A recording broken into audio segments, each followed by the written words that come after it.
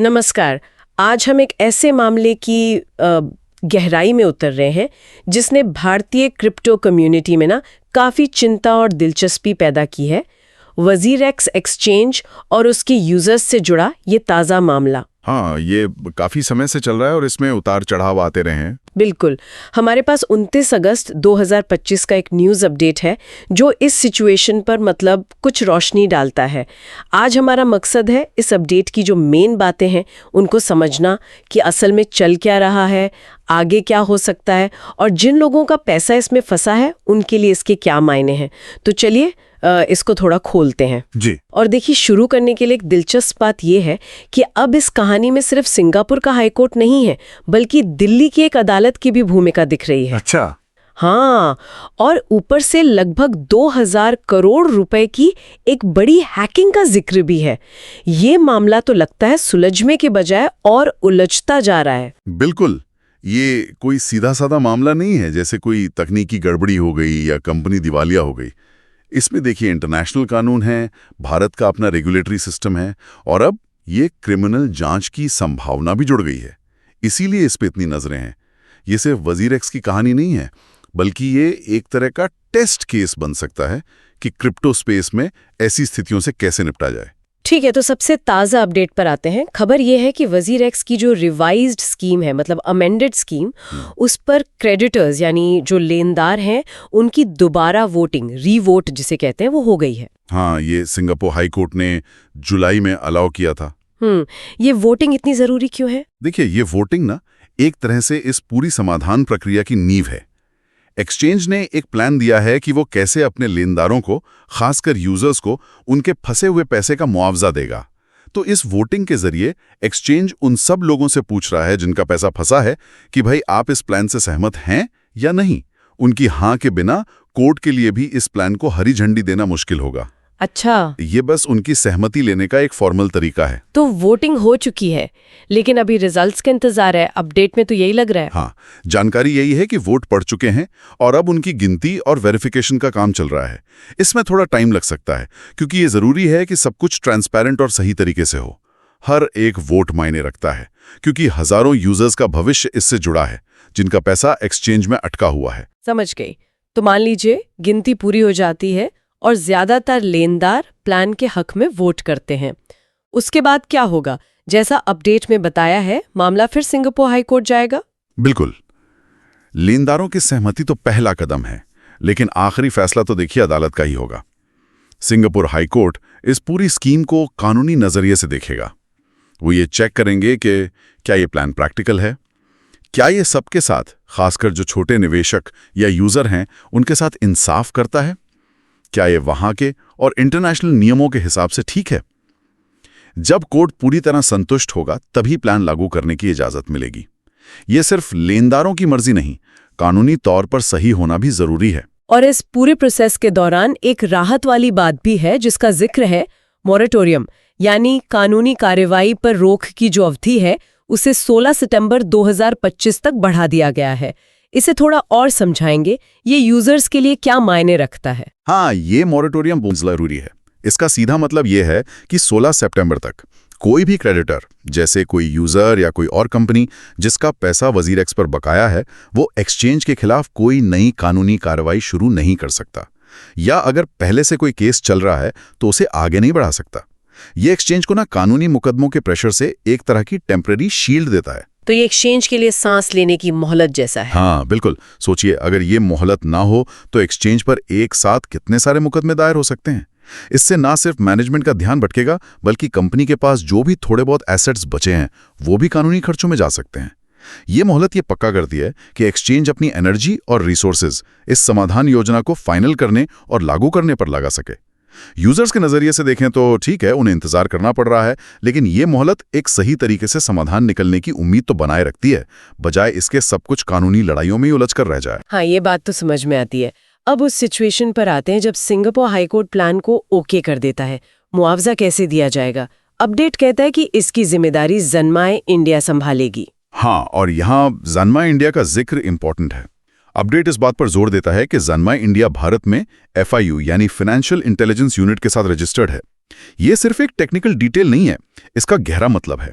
FIU registration का क्या महत्व है इस मामले में? देखिए, FIU रजिस्ट्रेशन का मतलब है कि जैनमा इंडिया को भारत के जो एंटी मनी लॉन्ड्रिंग AML और काउंटर टेररिज्म फाइनेंसिंग CFT कानून हैं, उनका पालन करना होगा। उन्हें लेन देन पर नजर रखनी होगी, कोई गड़बड़ लगे तो रिपोर्ट करनी होगी और अपने कस्टमर्स की पहचान मतलब KYC को वेरीफाई करना होगा। तो जब मुआवजा देने जैसा सेंसिटिव काम FIU रजिस्टर्ड कंपनी के जरिए होता है तो इससे पारदर्शिता और जवाबदेही की उम्मीद बढ़ जाती है। ये एक तरह का संकेत है कि मुआवजे का पैसा सही लोगों तक नियमों के दायरे में रहकर पहुंचेगा। ये भारत में क्रिप्टो एक्टिविटीज को फॉर्मल फाइनेंशियल सिस्टम के दायरे में लाने की कोशिशों का भी हिस्सा है। तो ये सिर्फ पैसे वापस देने की बात नहीं, बल्कि इसे रेगुलेटरी निगरानी में करने की बात है। ये यकीनन यूजर्स को कुछ भरोसा दे सकता है। और मुआवजे के तरीके के बारे में क्या पता है? रिकवरी टोकन्स का जिक्र है, ये क्या चीज़ है? क्या ये असली पैसे जैसे हैं? रिकवरी टोकन जो है वो क्रिप्टो की दुनिया में ऐसी मुश्किल स्थितियों से निपटने का एक नया तरीका है जो अब काफ़ी इस्तेमाल हो रहा है। ये असल में एक्सचेंज द्वारा जारी किए गए नए डिजिटल टोकन होते हैं। हर यूजर को उनके फंसे हुए फंड के हिसाब से ये टोकन दे दिए जाते हैं। ये टोकन एक तरह से यूजर के दावे को दिखाते हैं। लेकिन क्या इनकी कोई कीमत होगी? मतलब क्या यूजर इन्हें बेचकर अपना पैसा वापस पा सकेंगे? यही सबसे बड़ा सवाल है और यही थोड़ी अनिश्चितता है। इन रिकवरी टोकन्स की वैल्यू कई चीज़ों पर निर्भर कर सकती है। हो सकता है कि एक्सचेंज आने वाले टाइम में जो भी प्रॉफिट कमाए उसका कुछ हिस्सा इन टोकन होल्डर्स को दें, या एक्सचेंज इन टोकन्स को वापस खरीदने मतलब बायबैक करने की कोई स्कीम लाए, या फिर इन टोकन्स को किसी दूसरी क्रिप्टो करेंसी के बदले ट्रेड करने की इजाज़त मिल जाए। ये तुरंत काश मिलने जैसा नहीं है। ये एक तरह का वादा है कि जैसे जैसे एक्सचेंज की हालत सुधरेगी, यूजर्स के नुकसान की भरपाई करने की कोशिश की जाएगी। इसकी कामयाबी एक्सचेंज के भविष्य के प्रदर्शन पर बहुत निर्भर करती है। तो ये एक तरफ है जोखिम भरा निवेश जैसा ही हुआ। यूजर्स उम्मीद करेंगे कि एक्सचेंज कामयाब हो ताकि उनके टोकन की कीमत बढ़े। कुछ हद तक हाँ। ये जो पारंपरिक दिवालियापन प्रक्रिया होती है उससे अलग है, जहां कंपनी की संपत्ति बेचकर जो मिलता है वो लेनदारों में बांट दिया जाता है। यहाँ रिकवरी टोकन मॉडल एक्सचेंज को काम करते रहने और उभरने का मौका देता है, इस उम्मीद के साथ कि वो आखिर में अपने यूजर्स को ज्यादा वैल्यू लौटा सकेगा। लेकिन इसमें टाइम लग सकता है और सक्सेस की कोई गारंटी नहीं होती। और अपडेट में वजीरेक्स का दावा है कि कोर्ट की मंजूरी के 10 कारोबारी दिनों के अंदर ये टोकन बांटना शुरू कर देंगे।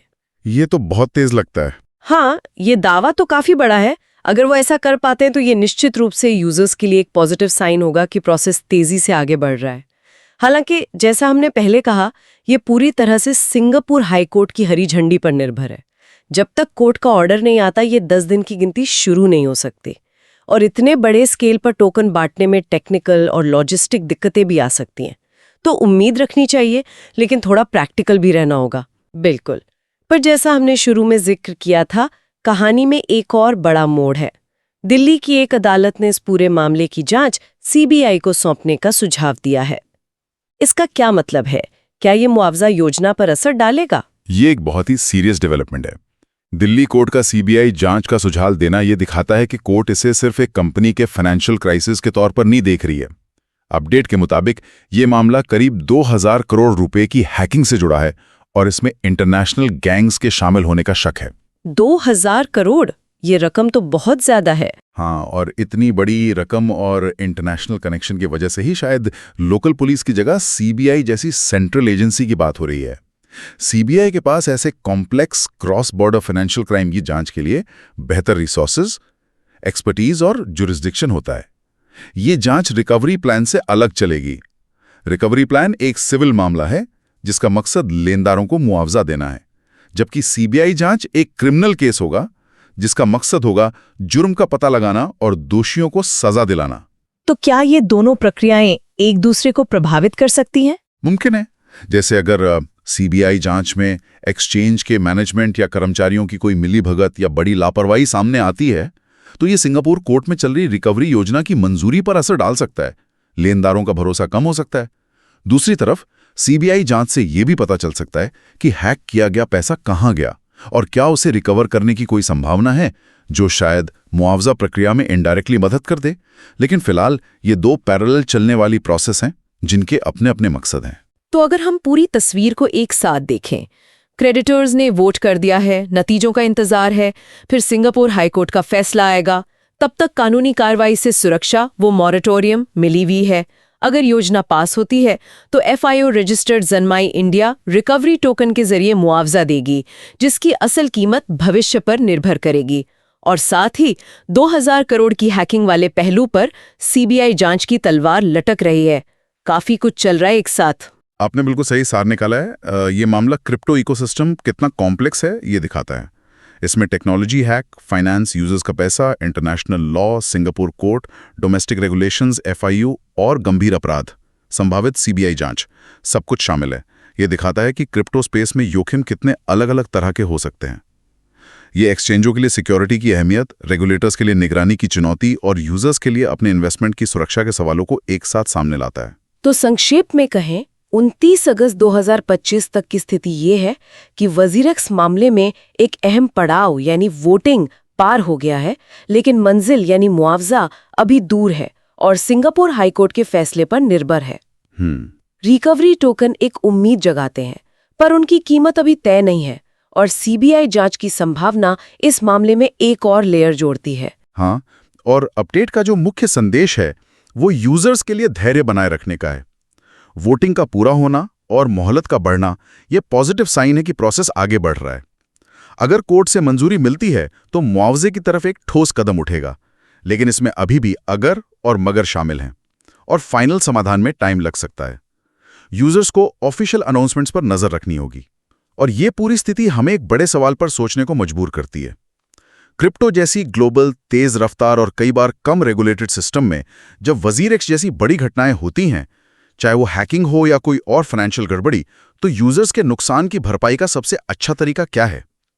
क्या रिकवरी टोकन जैसे नए समाधानी भविष्य हैं जो कंपनी को संभलने का मौका देते हैं, या हमें पारंपरिक तरीकों जैसे कोई अनिवार्य बीमा योजना या ज्यादा सख्त रेगुलेटरी सेफगार्ड्स की जरूरत है जो ऐसी नौबत आने ही ना दें?